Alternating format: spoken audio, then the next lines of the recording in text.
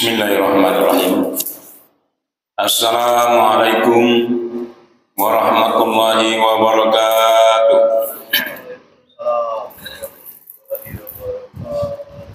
Alhamdulillahi rabbil alamin. Wassalatu wassalamu ala asyrofil anbiya'i wal mursalin sayyidina wa maulana Muhammadin wa ala alihi wa sahbihi ajma'in.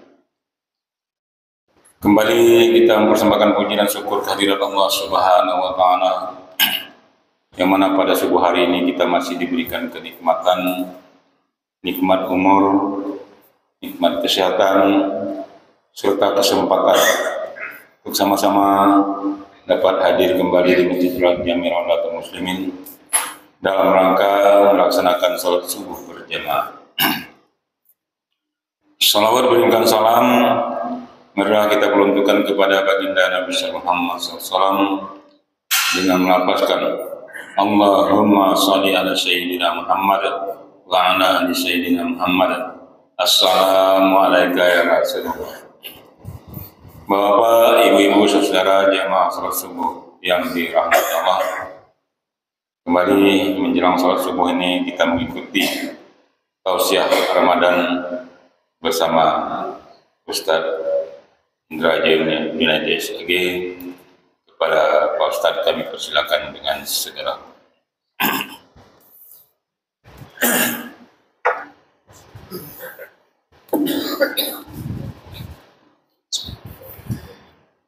Assalamualaikum warahmatullahi wabarakatuh.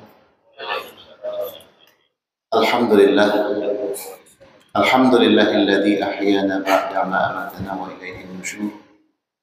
Asyhadu an la ilaha illallah wahdahu la syarika lah.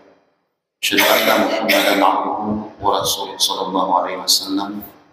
La nabiyya ba'da ma ba'du. Bapak dan Ibu hadirin wal hadirat jamaah salat subuh yang berbahagia. Kata ulama, ada 3 amalan yang senantiasa menjadi amalan unggulan Rasulullah SAW di saat berada di bulan suci ini.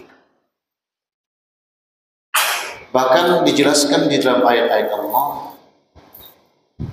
3 amalan tersebut adalah pahalanya akan dilipat gandakan, pahalanya akan disempurnakan oleh Allah Subhanahu wa Ta'ala.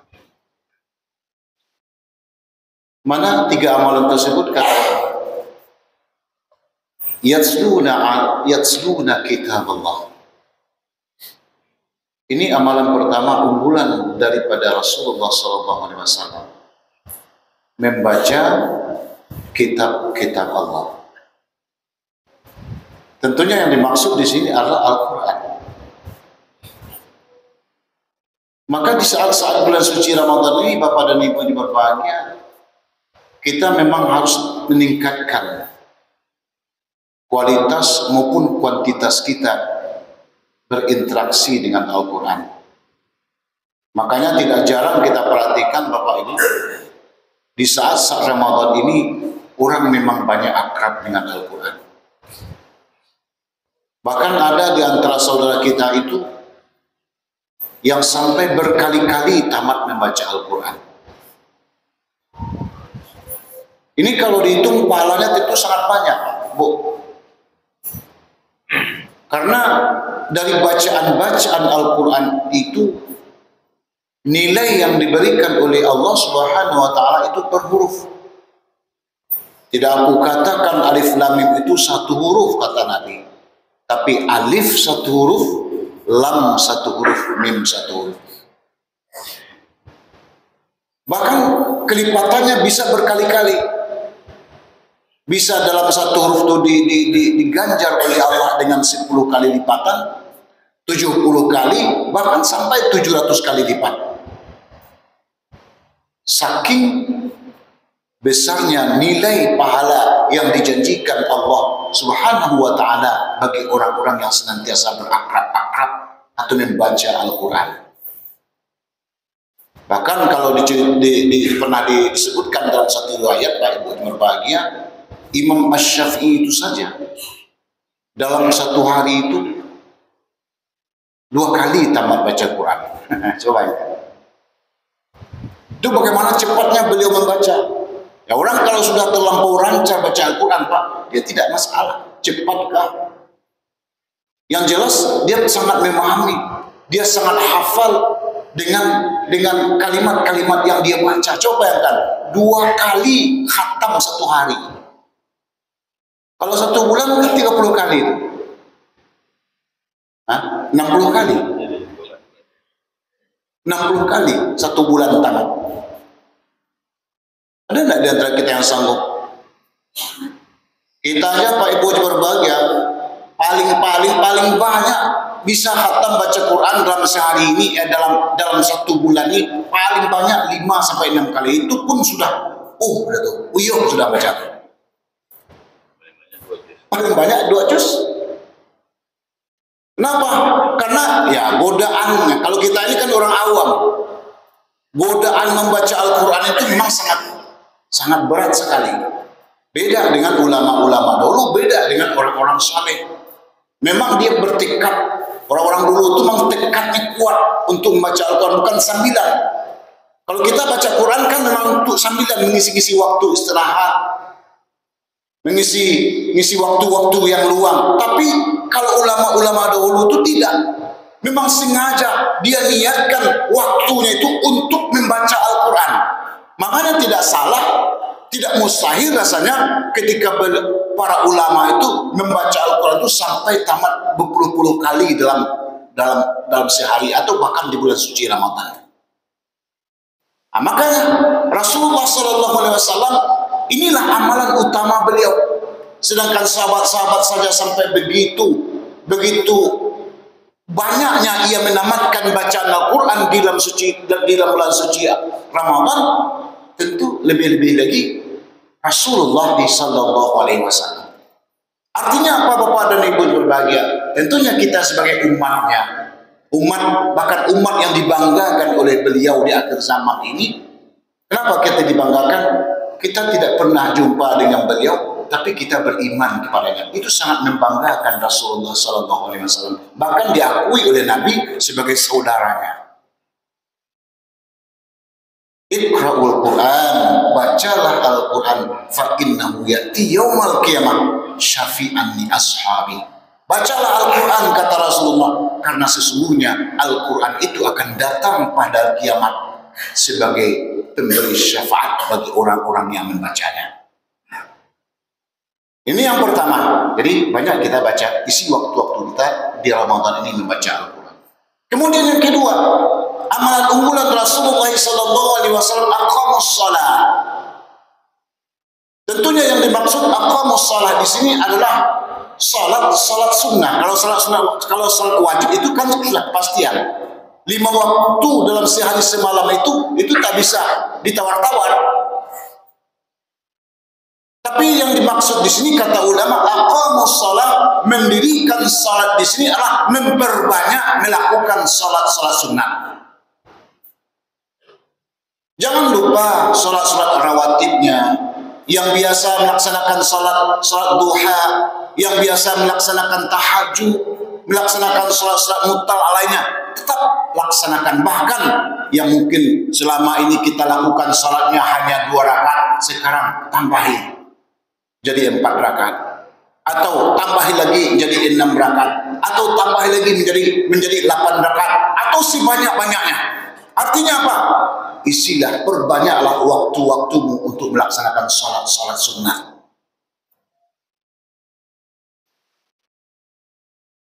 Jangan tinggalkan. Kadang-kadang orang nih di bulan puasa ini jadi alasan betul, aduh capek betul. Akhirnya apa? Salat sunnah yang biasanya, yang rawatib itu yang biasa dia lakukan, kadang-kadang dia tinggalkan. Pas dia datang dari rumah ke masjid, pas orang sudah pamar. Mana waktu salat rawatibnya lagi? Orang sudah takbir. Jadi kata Rasulullah, jagalah 12 rakaat yang rawatib itu. 2 rakaat sebelum subuh, apalagi sebelum subuh nih. Rakaatain qablal fajar, 2 rakaat sebelum fajar itu kata Rasulullah SAW, khairun, lebih baik daripada dunia dan seisinya. Jadi salat sunat yang paling bagus, yang paling mantap itu di antara rawatib itu adalah qablal fajar, salat sunat 2 rakaat sebelum subuh.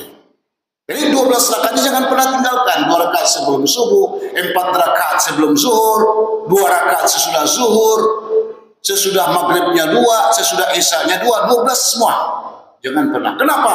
Nilai pahala yang dijanjikan Allah sangat besar. Bahkan bisa mengampuni segala dosa-dosa yang kita lakukan. Kemudian yang terakhir, yang senantiasa amalan yang diamalkan oleh Rasulullah adalah amal sedekah. Anfiqu mimma razaqnahum sirran wa alaniyah. Infakkanlah hartamu, harta yang sudah diberikan, dititipkan Allah kepadamu, sirran wa alaniyah, baik secara rahasia maupun secara terang-terangan. Yang penting infak, yang penting sedekah. Makanya salah satu yang paling bagus, yang paling baik kata Nabi itu adalah memberikan makanan kepada orang, yang memberikan orang untuk berbuka puasa. Itu bagus, Pak.